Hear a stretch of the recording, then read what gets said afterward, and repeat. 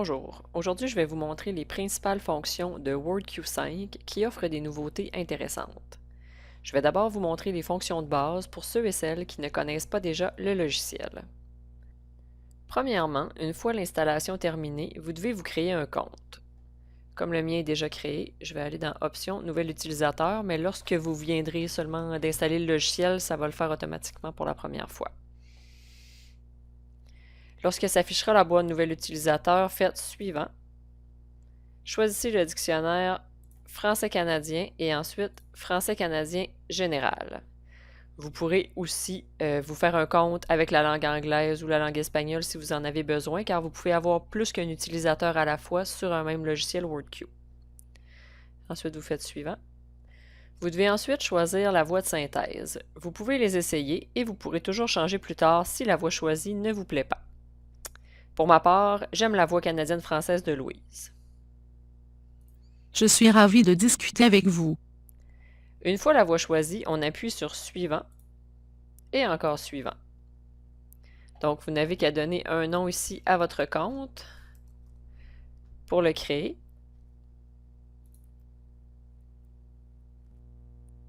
Et voilà, votre compte utilisateur est créé. Voyons la fonction prédiction de mots. Pour l'activer, vous devez simplement cliquer sur l'icône Mots et vous allez voir la petite boîte beige qui apparaît. Lorsque vous commencerez à taper un mot, vous allez voir des suggestions apparaître.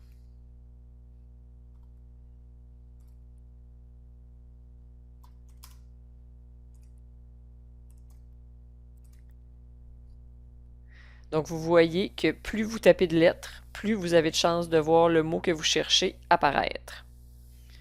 Si l'icône Voix est activée, vous allez entendre les mots que vous allez taper au fur et à mesure. Je travaille. Aujourd'hui.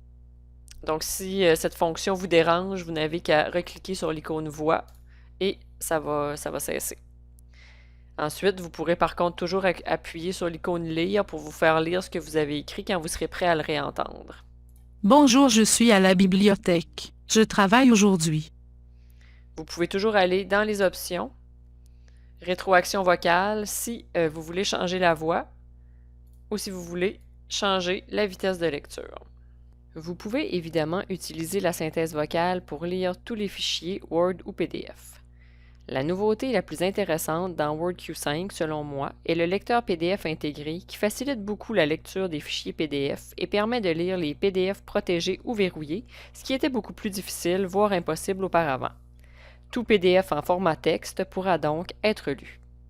Pour faire lire un PDF, vous devez aller dans Options, Ouvrir un fichier PDF. Automatiquement, ça va vous ouvrir la boîte Ouvrir. Si ce n'est pas le cas, vous faites Fichier et Ouvrir. Et je vais ouvrir un fichier PDF protégé pour vous montrer comment ça fonctionne. Donc, vous cliquez ici sur le petit A, sélection de texte, et vous sélectionnez le texte que vous voulez faire lire et vous appuyez sur Lire. Nous exprimons notre profonde gratitude au professeur Frédéric Rognon pour ses observations lucides et pertinentes. En plus de faire lire le texte, vous allez pouvoir le surligner et ajouter des notes. Une fois que vous allez avoir terminé de surligner, de prendre des notes puis tout ça, vous allez pouvoir enregistrer le texte. Puis comme ça, toutes les notes que vous allez avoir prises et le surlignement que vous allez avoir fait vont demeurer. Parmi les autres nouveautés, il y a l'intégration de l'ancien logiciel SpeakQ directement dans WordQ. C'est l'ajout de l'icône micro ici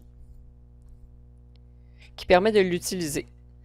Je ne vous montrerai pas comment vous en servir aujourd'hui. S'il y a de l'intérêt, peut-être que je ferai un prochain vidéo.